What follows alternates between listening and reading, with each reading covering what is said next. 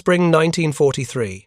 Above the English Channel, Oberleutnant Klaus Mayer rolled his Messerschmitt BF 109 Gustav into a lazy turn, watching the formation of American fighters approaching from the west.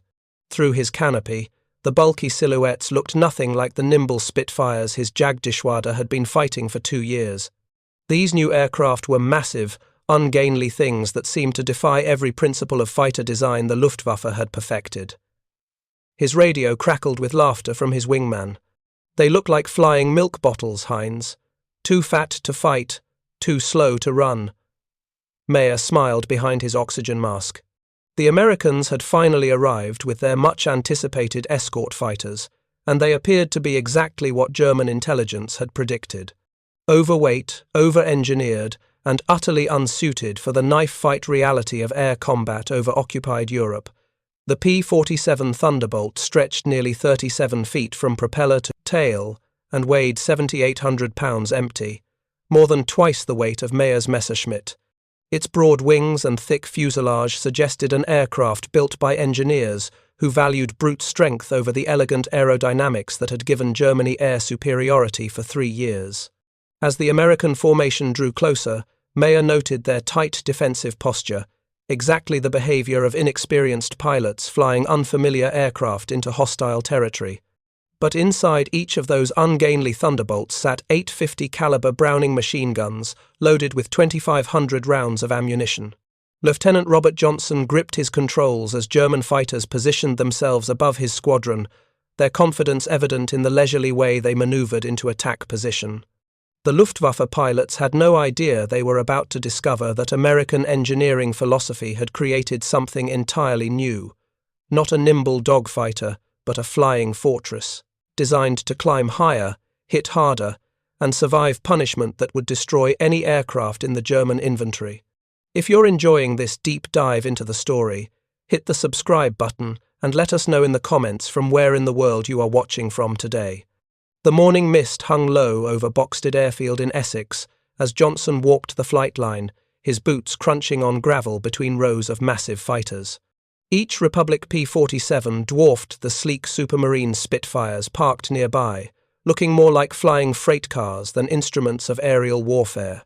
He ran his hand along the cowling of his assigned aircraft, feeling cold metal beneath his palm that housed a Pratt & Whitney R2800 double wasp engine.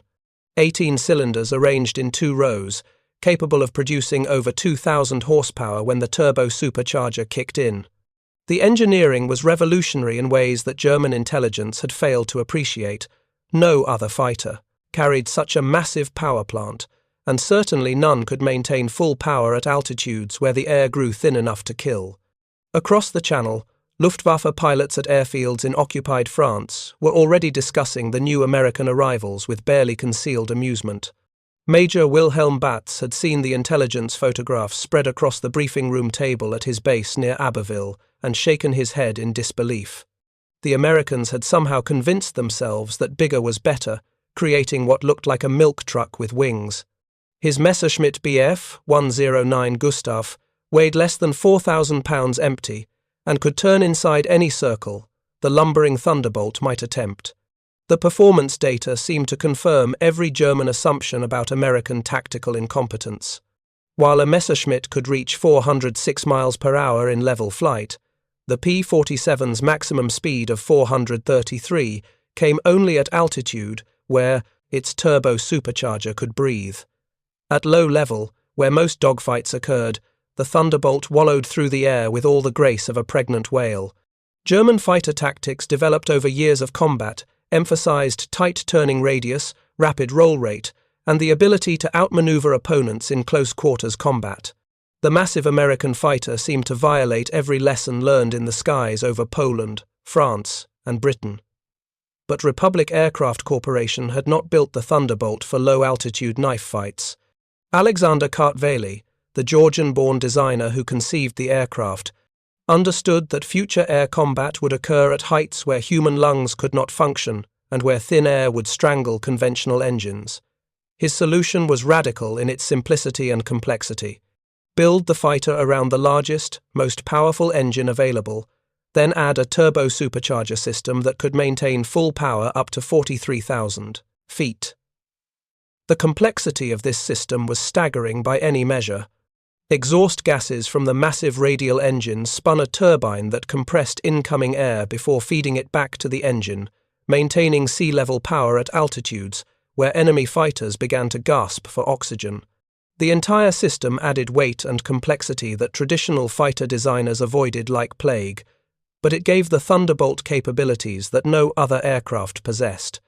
German engineers examining captured intelligence on the P-47 specifications had dismissed the turbo supercharger as typical American over-engineering, adding unnecessary weight and maintenance requirements for marginal performance gains.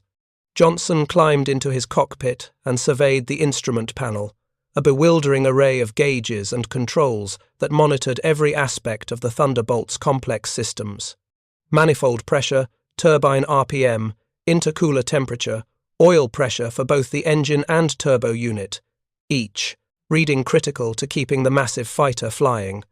The Germans, flying their simple, lightweight Messerschmitts, had no conception of the technological sophistication hidden beneath the Thunderbolt's ungainly exterior.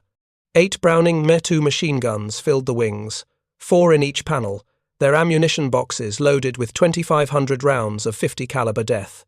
Each gun could fire 850 rounds per minute, creating a combined rate of fire that no German fighter could match.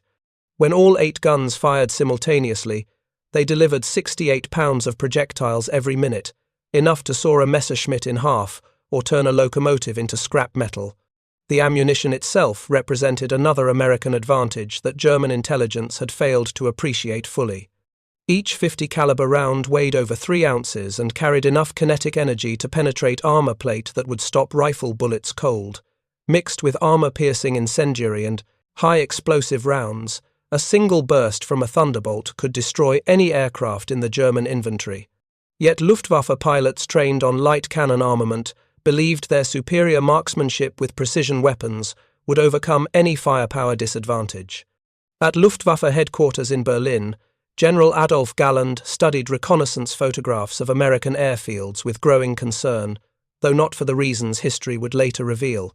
The experienced fighter ace worried that these massive American aircraft might prove difficult to shoot down, not because of their offensive capabilities, but because their size suggested heavy armor that might absorb punishment.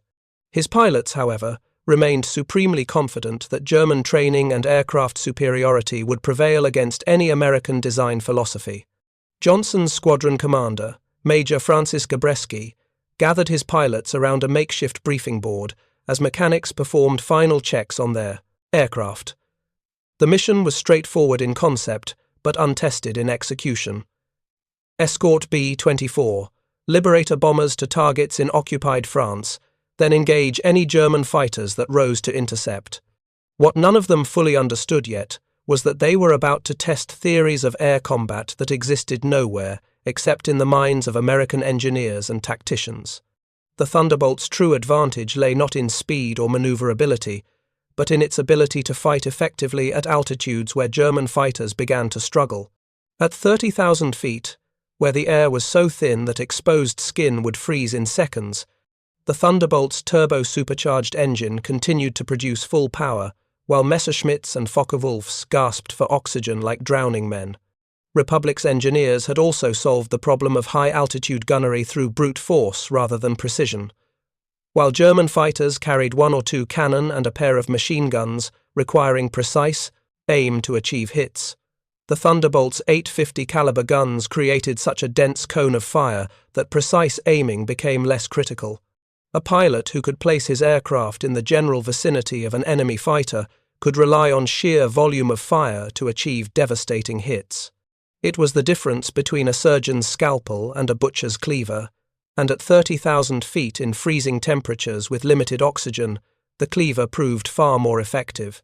As engines began to cough to life across the airfield, Johnson strapped himself into his parachute and adjusted his oxygen mask, feeling the familiar weight of equipment that kept him alive at altitudes where unprotected humans would lose consciousness in seconds.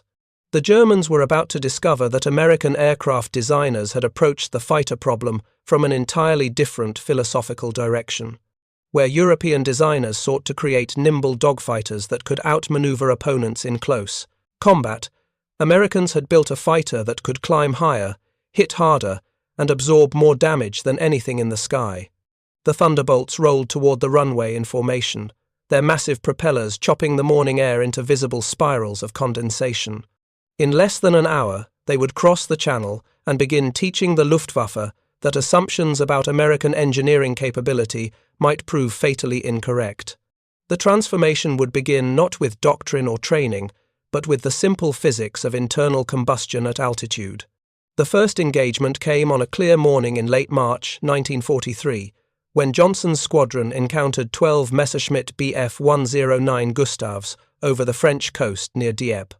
The German formation, led by Hauptmann Werner Schroer, held altitude advantage at 32,000 feet, positioning themselves for the classic bounce attack that had destroyed countless Allied fighters over the past 3 years. Schroer's tactical manual was written in the blood of British and Soviet pilots who had learned too late that altitude equals life in air combat. But as the German fighters rolled into their attack dive, something unexpected happened. The massive American Thunderbolts, instead of breaking formation and diving for safety as doctrine suggested, pulled their noses up and climbed to meet the attack. Schroer watched in disbelief as the supposedly inferior American fighters maintained climb performance at an altitude where his own Messerschmitt's Daimler-Benz engine was already struggling for power. Johnson's Thunderbolt, drawing on the full output of its turbo-supercharged engine, climbed through 33,000 feet with authority that seemed to violate fundamental laws of aerodynamics. The massive fighter's rate of climb actually increased as it reached thinner air, the turbo-supercharger compensating for reduced atmospheric pressure by forcing compressed air into the engine's cylinders. It was engineering magic that German designers had deemed too complex and unreliable for combat aircraft. Within 30 seconds of the initial encounter, the tactical situation had reversed completely. Johnson rolled over at 34,000 feet and dove on the German formation from above, his .850 caliber guns charged and ready. The cone of fire that erupted from his wings encompassed a volume of space measured in cubic yards, not the precise aim points that German pilots trained to achieve with their cannon armament. His first burst caught Schroer's wingman center mass, the heavy bullets tearing through the Messerschmitt's thin aluminum skin like paper. The German pilot, Lieutenant Karl-Heinz Weber, had less than 2 seconds to process what was happening before his aircraft began to disintegrate around him.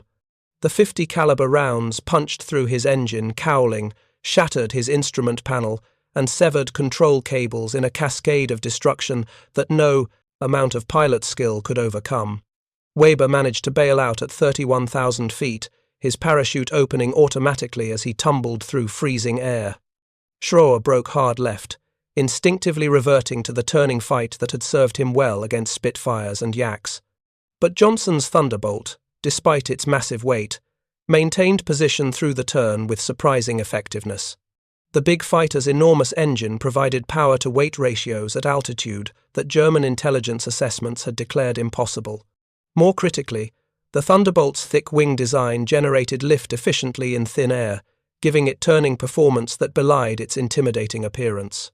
The engagement devolved into a series of vertical maneuvers, where the Thunderbolt's advantages became increasingly apparent.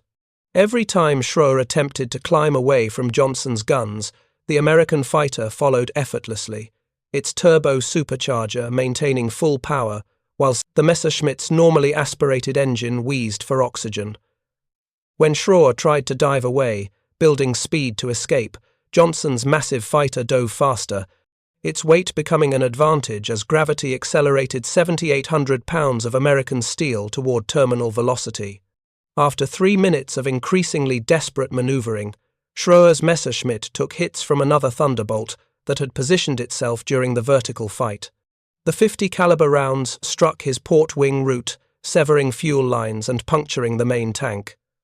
Glycol coolant sprayed across his canopy as his engine temperature gauge climbed into the red zone.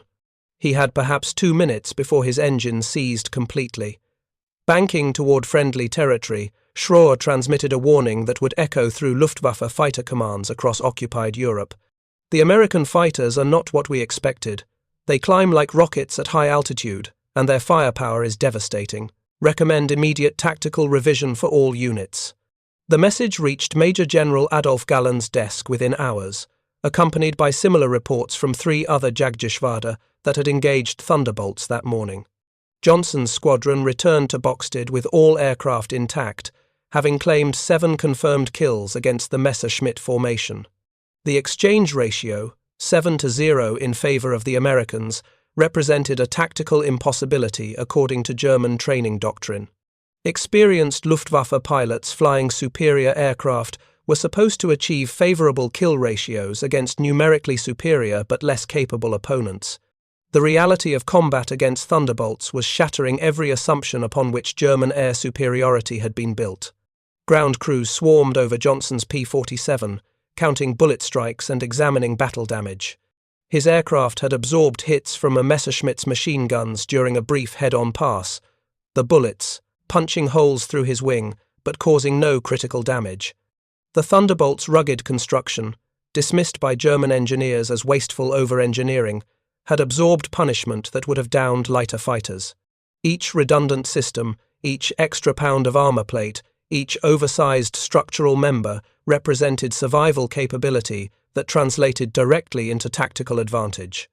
The intelligence reports flowing into Luftwaffe headquarters painted an increasingly troubling picture. American Thunderbolt squadrons were not only surviving encounters with German fighters, but were achieving kill ratios that suggested fundamental problems with Luftwaffe tactical doctrine. The psychological impact was equally significant. German pilots who had entered combat with confident contempt for American aircraft were returning with stories of fighters that could outclimb, outgun, and outfight the Messerschmitts they had believed invincible. Major Wilhelm Batz, reading engagement, reports from his pilots at Abbeville struggled to reconcile the data with his understanding of air combat fundamentals. His experienced pilots described American fighters that maintained full power at altitudes where Messerschmitts lost responsiveness. They reported firepower so overwhelming that even glancing hits could destroy aircraft. Most troublingly, they described American pilots who seemed increasingly confident, pressing attacks with aggressiveness that suggested they knew their aircraft held decisive advantages. The transformation in American pilot confidence was real and based on growing understanding of their aircraft's capabilities. Johnson and his fellow Thunderbolt pilots were discovering that the massive fighter they had initially viewed with skepticism was actually a technological marvel that outperformed German aircraft in the dimensions that mattered most for high-altitude combat. The turbo supercharger system, initially viewed as a maintenance nightmare, was proving remarkably reliable while delivering performance advantages that no German fighter could match above 25,000 feet. By mid-April 1943, Thunderbolt squadrons were routinely engaging German fighters at altitudes above 30,000 feet, where their supercharged engines maintained full power while enemy aircraft struggled for breath. The tactical doctrine was evolving rapidly, with American pilots learning to exploit altitude advantages that their aircraft's unique capabilities provided. Fight high, hit hard, and use the Thunderbolt's devastating firepower to end engagements quickly before German pilots could employ their superior low-altitude maneuverability. The ammunition expenditure reports told their own story of tactical evolution. Johnson's squadron was firing an average of 300 rounds per gun per engagement, compared to the 500-plus rounds typical of earlier combats. The dense cone of fire from 8 synchronized guns meant that even brief firing opportunities could achieve lethal hits. German pilots trained to evade single cannon shots found themselves flying into walls of 50-caliber bullets that made evasion impossible. Oberleutnant Klaus Mayer experienced this reality firsthand during an engagement over Rouen on April 23.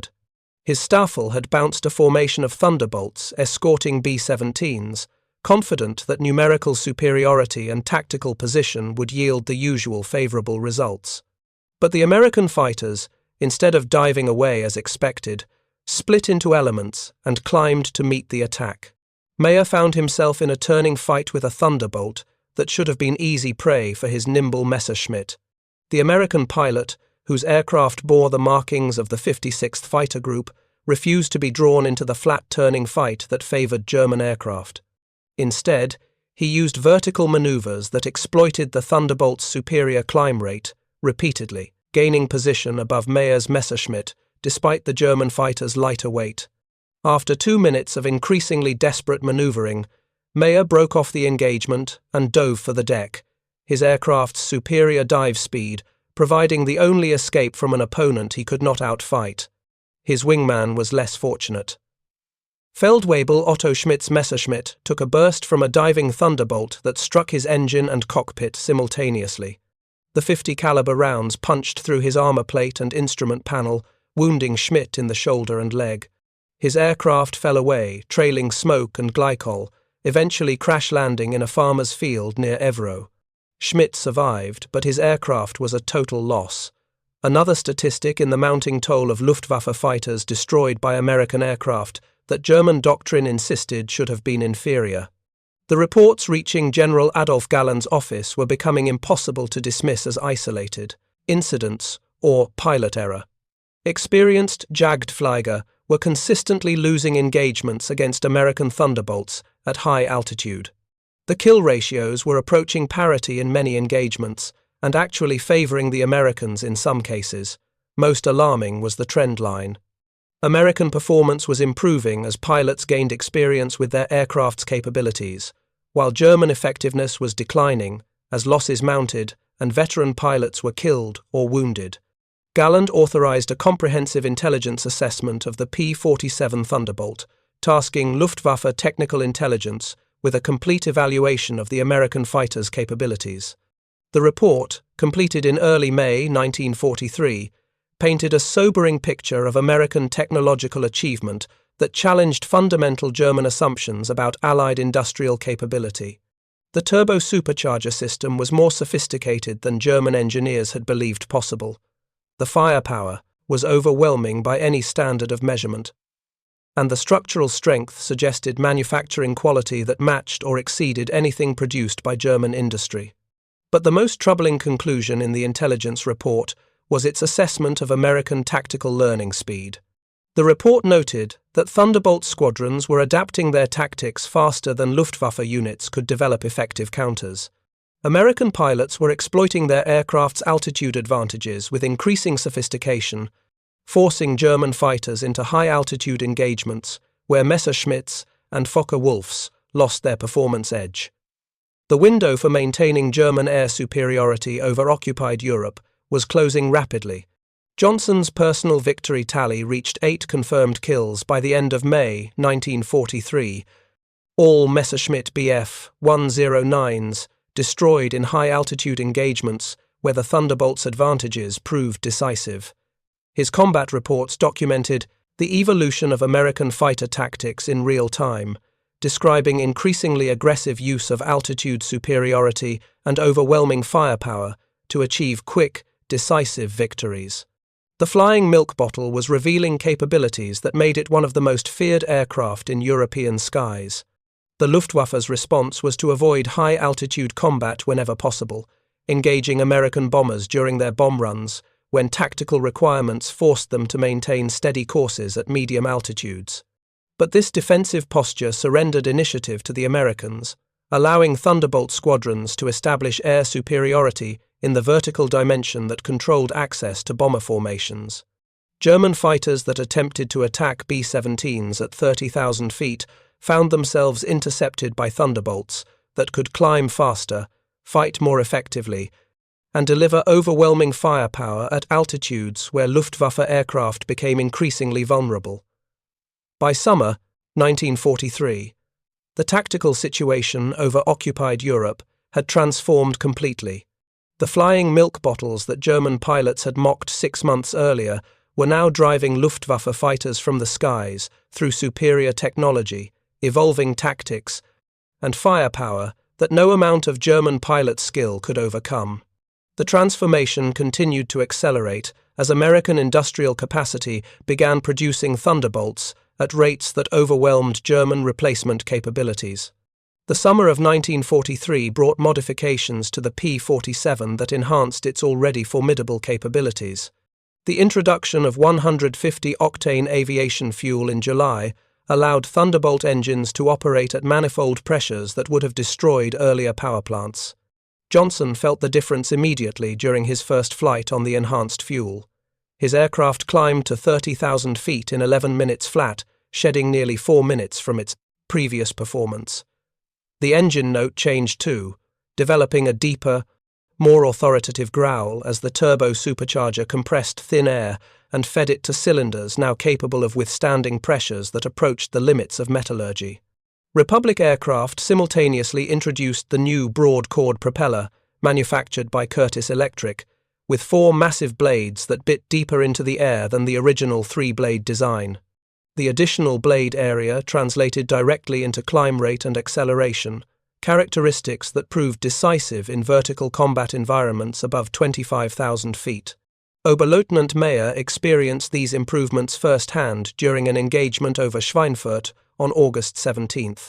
His Jagdgeschwader had been ordered to attack a formation of B-17s conducting a daylight raid on ball-bearing factories. The mission briefing emphasized avoiding the American escort fighters at all costs, focusing instead on quick slashing, attacks against the bombers before diving away to safety. But the Thunderbolts were waiting at 32,000 feet when Mayer's formation climbed through cloud cover. The American fighters dove from above with speed that seemed impossible for such heavy aircraft. Mayer's element scattered, breaking formation in desperate attempts to evade the concentrated firepower that tore through their ranks. He watched his squadron leader's Messerschmitt explode in midair, struck by a burst that ignited fuel tanks and ammunition simultaneously.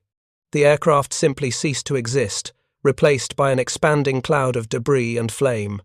Mayer rolled inverted and pulled through, diving for the relative safety of lower altitudes where his Messerschmitt's lighter weight might provide advantages. But 2 Thunderbolts followed him down, maintaining position despite dive speeds approaching 450 miles per hour. Their pilots showed no hesitation, pressing attacks with confidence born from understanding their aircraft's capabilities. At 12,000 feet, Mayer leveled out and attempted a tight climbing turn that should have forced the heavier American fighters to overshoot.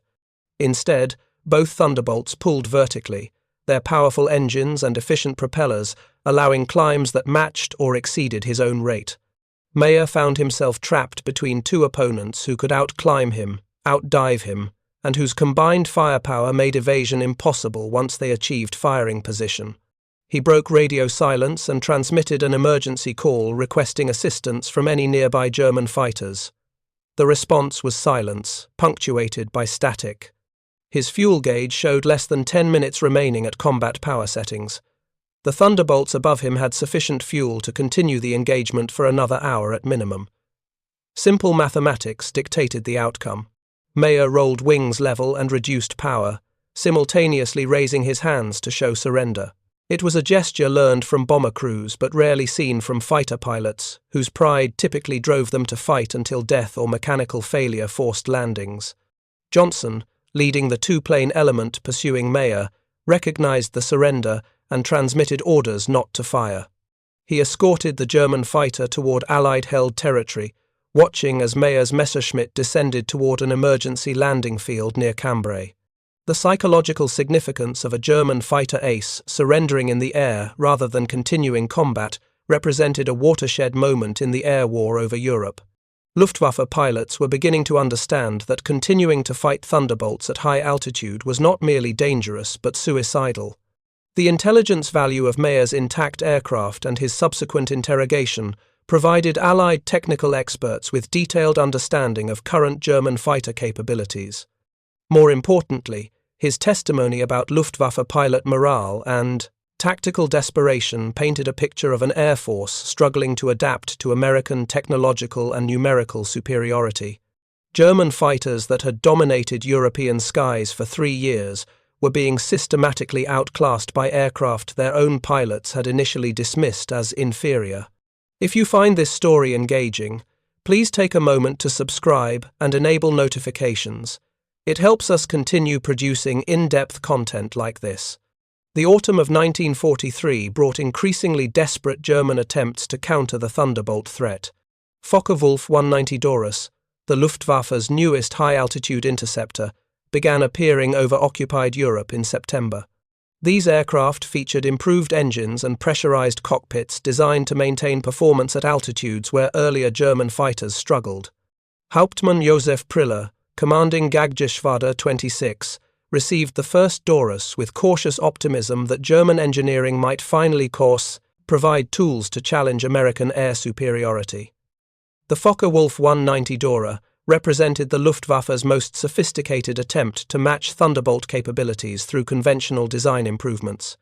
Its BMW 801 turbocharged engine could maintain power to 35,000 feet, and its armament of two 20mm cannon and two 13mm machine guns provided hitting power that German tacticians believed sufficient to destroy the rugged American fighters. But the Dora entered service in numbers too small to affect the strategic balance, and its performance advantages proved marginal against Thunderbolts, flown by increasingly experienced American pilots. Johnson's first encounter with a Focke-Wulf Dora came on October 4th over Munster. The German fighter climbed to meet his formation at 28,000 feet, demonstrating climb performance superior to earlier Focke-Wulf variants. But the engagement followed familiar patterns. The Thunderbolt's 850 caliber guns created firepower density that made precision aiming less critical, while the American fighter's structural strength absorbed hits from German cannon that would have been lethal to lighter aircraft. The Dora pilot, Oberleutnant Hermann Graf, was a decorated Eastern Front veteran with over 200 victories against Soviet aircraft. His experience counted for little against an opponent that could match his maneuvers while delivering overwhelming firepower. After 90 seconds of vertical combat, Graf's aircraft took hits that damaged his engine and severed hydraulic lines. He broke off and dove for friendly territory, trailing smoke and losing altitude steadily. Graf survived, but his aircraft was written off as beyond economical repair. His combat report described the Thunderbolt as the most formidable opponent he had faced in 4 years of combat flying. The American fighter's combination of altitude, performance, firepower, and structural strength created advantages that no amount of pilot skill could overcome.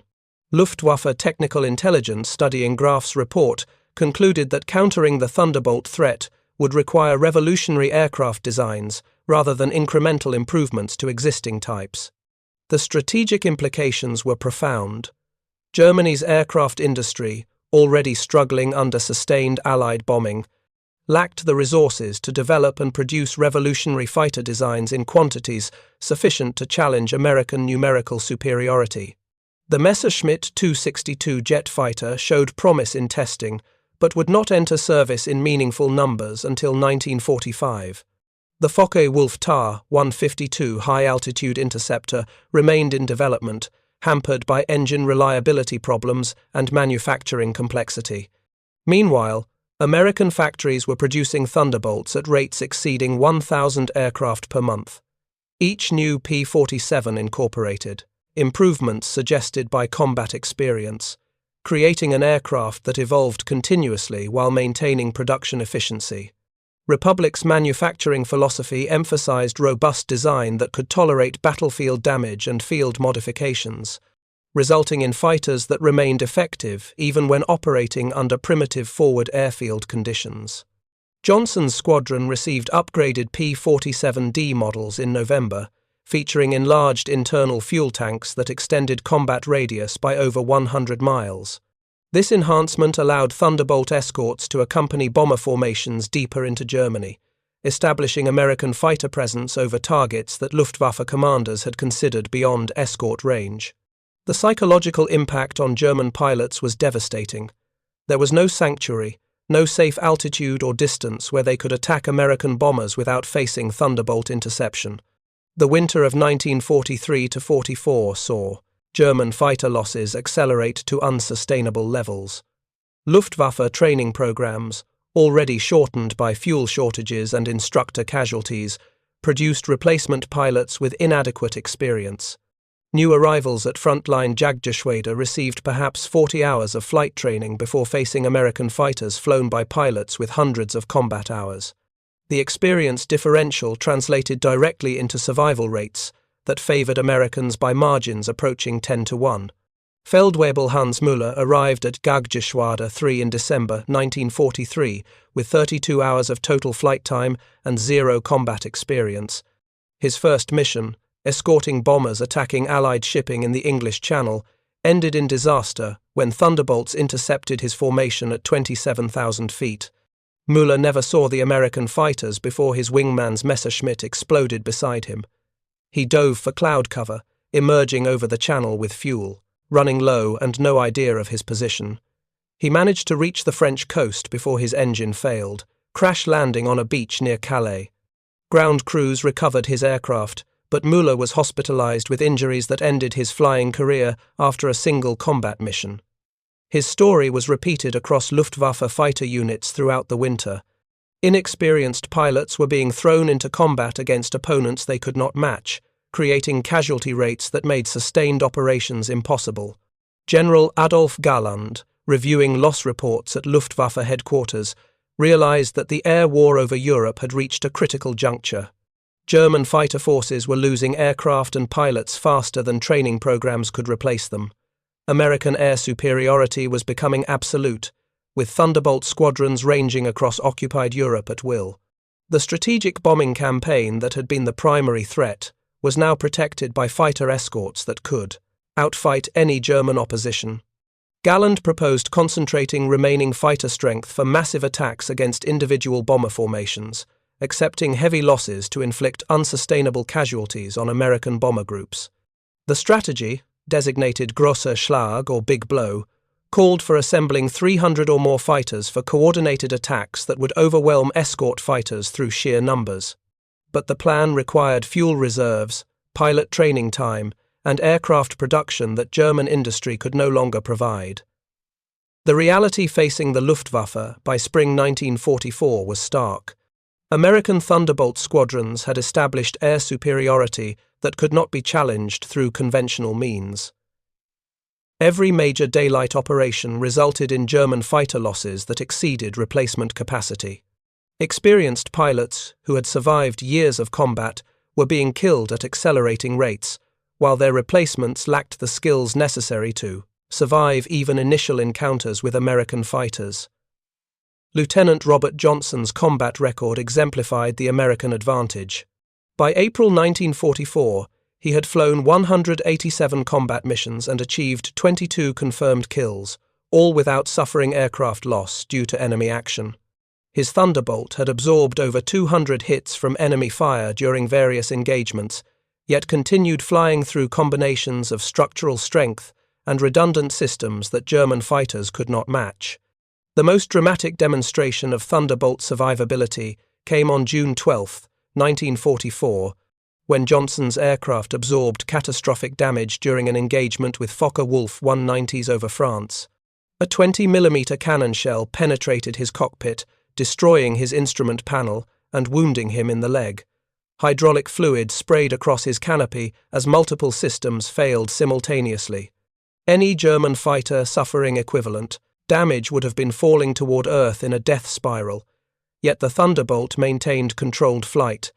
Johnson, bleeding and partially blinded by hydraulic fluid, managed to navigate back to England using visual landmarks and radio guidance from accompanying aircraft. His engine continued producing power despite oil pressure fluctuations and cylinder temperatures that climbed into dangerous ranges. The landing gear extended manually when hydraulic systems failed completely. He touched down at Boxted with minimal fuel remaining and no braking capability, rolling off the runway into soft ground that arrested his aircraft's momentum. Ground crews counted 212 holes in his aircraft from cannon shells, machine gun bullets, and shell fragments. The engine teardown revealed damage that would have been catastrophic in any other fighter, yet the massive double Wasp had kept running through sheer mechanical robustness, combined with design philosophy that prioritized survival over weight savings. Republic's engineers had built an aircraft that could absorb punishment no German fighter could withstand and continue bringing pilots home. Word of Johnson's survival spread through both Allied and German intelligence networks, interpreted differently by each side. American commanders saw proof that their investment in heavily built, powerfully armed fighters was paying dividends in pilot survival rates. German analysts struggled to understand how American aircraft could sustain damage levels that would destroy any fighter in the Luftwaffe inventory. The Thunderbolt's reputation transformed from ridicule to respect, then to fear. By summer 1944, Luftwaffe pilots who had initially dismissed the bulky American fighters as easy targets now approached encounters with growing caution and dread. The flying milk bottles were revealing capabilities that German doctrine had not anticipated and that German aircraft could not match. Thunderbolt. Squadrons routinely engaged German fighters at altitudes above 30,000 feet, where their supercharged engines maintained full power while enemy aircraft struggled for breath. The transformation was complete in the minds of German pilots who survived encounters with American fighters. Oberleutnant Franz Stigler, a veteran ace with over 100 victories, described the Thunderbolt in his post-war memoirs as an opponent that changed fundamental assumptions about air combat. Its ability to climb higher, fight longer, and absorb more punishment than any aircraft he had encountered created tactical problems that no amount of skill or experience could solve. The Battle of the Bulge in December 1944 represented the Luftwaffe's final attempt to achieve temporary air superiority through concentration of remaining forces. For 72 hours, winter weather grounded Allied aircraft, while German armour pushed through the Ardennes forest toward Antwerp. Galland had convinced Hitler that massing every available fighter might provide the margin needed for victory. The weather broke on December 22nd. Johnson led his squadron into crystalline winter air above Belgium, where the scale of German commitment became immediately apparent. Entire divisions of Wehrmacht and Waffen-SS troops stretched across the landscape below, their vehicles creating endless columns that snaked through valleys and crossed frozen rivers. German commanders had gambled everything on this offensive, concentrating forces that represented the last mobile reserves of the Reich. The Thunderbolt response was immediate and devastating. Johnson's 850 caliber machine guns found their first target in a column of Panzer IVs moving through a forest clearing near Bastogne. His diving attack from 12,000 feet built airspeed to over 400 miles per hour, creating kinetic energy that drove armor-piercing rounds completely through German tank armor. The lead Panzer exploded in a fireball that ignited 3 following vehicles, creating a roadblock that trapped the entire column. Across the Ardennes battlefield, similar scenes played out as hundreds of Thunderbolts descended on German formations caught in the open. The Wehrmacht's tactical doctrine, developed for rapid advances, supported by air superiority, proved catastrophically vulnerable to sustained air attack. German commanders found their communications severed, supply lines destroyed, and armoured spearheads isolated as American fighters systematically dismantled the offensive infrastructure. Major Gerhard Barkhorn, now commanding the remnants of Jagdgeschwader 52, led 60 Messerschmitt BF 109 Gustavs in a desperate attempt to establish air cover over advancing ground forces. His pilots represented the last experienced fighter crews available to the Luftwaffe, men who had survived years of combat against overwhelming odds. They climbed toward 30,000 feet, seeking altitude advantage that might offset American numerical superiority. Johnson's formation intercepted Barkhorn's fighters over the Meuse River, initiating combat at altitudes where the Thunderbolt's supercharged engines maintained full power while German aircraft struggled for performance. The engagement began with a head-on pass that demonstrated the devastating firepower advantage American fighters possessed. Johnson's 8 machine guns created a cone of destruction that no German pilot could penetrate, forcing immediate, evasive maneuvers that surrendered tactical initiative to the Americans. The combat devolved into a series of vertical encounters where Thunderbolts used their superior climb rate to gain position over German fighters, attempting to dive away from unfavorable engagements. Barkhorn watched in horror as his experienced pilots, men who had survived combat against Soviet fighters over the Eastern Front, were systematically destroyed by American aircraft that could outclimb, outgun, and outfight anything the Luftwaffe possessed. Within 30 minutes, Barkhorn had lost 42 aircraft to Johnson's 24 Thunderbolts. The exchange rate, nearly 2-1 in favor of the Americans, represented a tactical impossibility that German training had never addressed. Luftwaffe doctrine assumed that experienced pilots flying superior aircraft would defeat numerically superior but less capable opponents. The reality of combat against Thunderbolts shattered every assumption upon which German air power had been constructed. The destruction extended far beyond aerial combat. Thunderbolt squadrons, operating at low altitude, discovered that German supply columns stretched across hundreds of miles of Belgian countryside, offered target-rich environments that maximized the effectiveness of sustained machine gun attacks. Johnson's second mission of the day targeted a fuel convoy near Houffalize, where 60 tanker trucks sat immobilized in traffic, created by destroyed bridges. The attack lasted 18 minutes and consumed over half of Johnson's ammunition load, but the results exceeded every tactical manual's predictions for close air support effectiveness. All 60 fuel trucks were destroyed, along with their escort vehicles and 2 anti-aircraft batteries that attempted to defend the convoy. The explosion created a smoke column visible from 30 miles away and eliminated fuel supplies intended for an entire panzer division. German ground commanders, already struggling with communications disrupted by air attacks, found themselves commanding formations that existed on tactical maps but had been destroyed by American fighters hours earlier. Wehrmacht staff officers reported unit positions and strengths that bore no relationship to battlefield reality, creating a command paralysis that rippled through the entire offensive structure. The psychological impact proved equally devastating. German soldiers who had advanced confidently through fog and snow now cowered in foxholes whenever aircraft engines approached. The distinctive sound of turbo-supercharged radials became synonymous with death from above, creating terror that transcended rational tactical assessment. Entire companies abandoned positions rather than face Thunderbolt strafing attacks that could materialize without warning. By December 28th, the Ardennes offensive had collapsed under sustained air attack that German planning had never anticipated. Wehrmacht losses exceeded 60,000 casualties and 800 tanks, while Thunderbolt squadrons reported the destruction of over 2,000 vehicles and locomotives during 6 days of continuous operations. The exchange rate favored the Americans by margins that made continued German resistance strategically impossible.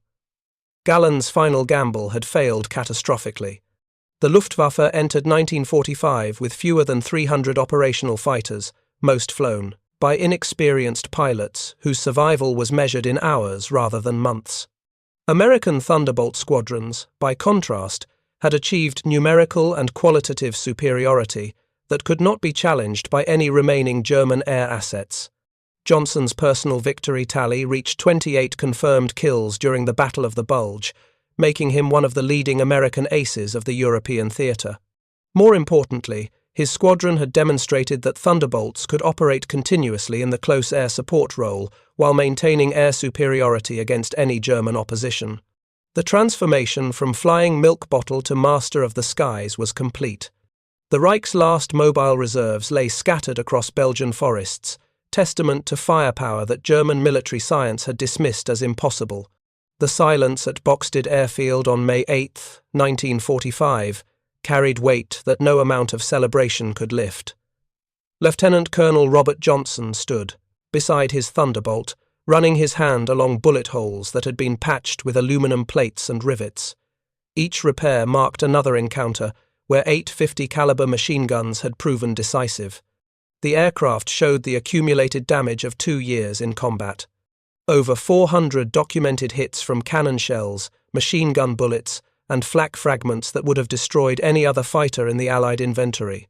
Johnson's logbook recorded 378 combat missions, 28 confirmed aerial victories, and the destruction of 147 ground targets, ranging from locomotives to Tiger tanks.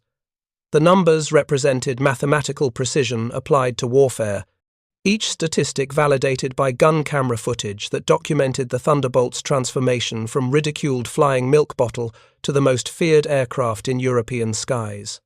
Across Germany, Luftwaffe airfields lay abandoned, their runways cratered by bombs and littered with the wreckage of aircraft that had challenged American air superiority and lost. General Adolf Galland, now a prisoner of war awaiting interrogation, reflected on tactical decisions that had seemed reasonable in 1943, but proved catastrophically wrong by 1945. His dismissal of the Thunderbolt as an inferior design had cost the Luftwaffe over 3,000 fighters and the lives of Germany's most experienced pilots. The final tallies revealed the scope of Thunderbolt dominance with precision that stunned both Allied and German intelligence analysts. P-47 squadrons had destroyed 3,752 enemy aircraft in air-to-air combat, while losing 943 Thunderbolts to all causes, creating an exchange ratio of 4-to-1 that exceeded every pre-war prediction for fighter effectiveness. More significantly, Thunderbolt ground attacks had destroyed over 12,000 locomotives, 37,000 vehicles, and an estimated 6,000 tanks and armoured vehicles. These numbers represented more than tactical success. They documented the complete collapse of German logistics and mobility that made continued resistance impossible. Wehrmacht commanders who had planned operations based on railway schedules found their transportation network systematically destroyed by aircraft they had initially dismissed as obsolete. Supply officers who had calculated fuel consumption for armoured divisions discovered their tanker convoys obliterated by machine gun fire that could penetrate armour plate from distances exceeding 1,000 yards. The strategic paralysis created by Thunderbolt interdiction operations had shortened the war by months, saving countless lives on both sides, while demonstrating that air superiority could decisively influence ground combat outcomes. The human cost of the Thunderbolt's success extended far beyond German casualties. American pilots who flew the massive O fighters developed emotional attachments to aircraft that brought them home, despite damage levels that would have been fatal in lighter, less robust designs. Johnson's maintenance crew chief, Technical Sergeant William Murphy, had counted over 800 individual repairs to Johnson's aircraft during 2 years of combat operations. Each patch and replacement part represented a moment when superior engineering had preserved human life. These emotional bonds created veteran pilot communities that persisted long after the war's end. Thunderbolt pilots developed shared understanding of their aircraft's capabilities and limitations that transcended normal military relationships between man and machine. They spoke of their fighters with affection reserved for living companions, crediting the aircraft's designers with saving their lives through superior metallurgy, redundant systems, and sheer structural strength that absorbed punishment no other fighter could withstand. The strategic implications of Thunderbolt effectiveness reached beyond tactical battlefield success to demonstrate American capacity for technological innovation under wartime pressure. The aircraft's evolution from initial combat deployment to final configuration incorporated thousands of improvements suggested by combat pilots, implemented by engineers, and produced by manufacturing systems that could respond to changing requirements with unprecedented speed and efficiency. Republic Aviation's production statistics told the story of American manufacturing capability that German planners had consistently underestimated. 15,683 Thunderbolts were manufactured between 1941 and 1945. Each aircraft representing over 40,000 individual components assembled with precision that maintained performance standards throughout the production run. German fighter production, by contrast, had declined steadily after 1943 as Allied bombing disrupted manufacturing facilities and raw material supplies. German post-war analysis conducted by surviving Luftwaffe officers under Allied supervision revealed the scope of tactical miscalculations that had cost Germany air superiority over Europe. Luftwaffe intelligence had consistently underestimated American aircraft performance, pilot training standards, and industrial production capacity, creating strategic blind spots that proved fatal to German war aims. The intelligence assessments from 1943 that dismissed the Thunderbolt as inferior were based on assumptions about what constituted effective fighter design. German doctrine emphasized lightweight construction, tight turning radius, and precision armament that required skilled marksmanship. These priorities had served the Luftwaffe well in the early war years, when combats occurred at medium altitudes against opponents with similar design philosophies. But the Thunderbolt represented a fundamentally different approach to fighter design. American engineers had prioritized high-altitude performance, overwhelming firepower, and structural survivability over the nimble dogfighting characteristics that European designers valued. This philosophical difference reflected broader strategic priorities. Germany needed fighters that could intercept bombers and defeat enemy fighters in defense of occupied territory. America needed fighters that could escort strategic bombers deep into enemy territory while surviving the inevitable damage that extended operations would inflict. The turbo-supercharger technology that made high-altitude performance possible represented a significant engineering achievement that German industry could not duplicate during the war years. The complexity of maintaining sea-level engine power at 40,000 feet required sophisticated metallurgy, precision manufacturing, and systems integration that pushed the boundaries of 1940s technology. German attempts to develop equivalent systems encountered insurmountable technical problems related to turbine blade failures and bearing reliability at extreme temperatures. The Thunderbolt's legacy extended beyond statistical achievements to encompass fundamental changes in military aviation that influenced aircraft design for decades. The concept of heavily armored fighters capable of multiple mission profiles became standard doctrine for air forces worldwide, validating design philosophy that German engineers had dismissed as primitive or wasteful. Post-war fighter development by both Western and Soviet designers incorporated lessons learned from Thunderbolt combat effectiveness. The Korean War saw Thunderbolts serving in ground attack roles where their rugged construction and heavy armament proved equally effective against communist forces. The close air support techniques developed over Europe in 1944 were refined and applied to tactical situations in Asia, demonstrating that the Thunderbolt's design philosophy remained relevant in jet-age conflicts. American fighter designers creating aircraft like the F-84 Thunderjet explicitly drew on Thunderbolt combat experience. Standing beside his battle-scarred fighter as sunset painted the English countryside in shades of gold and crimson, Johnson understood that he had witnessed the transformation of warfare itself. The age of nimble single combat between individual pilots had ended, replaced by industrial conflict where superior technology, manufacturing capacity, and tactical innovation determined victory.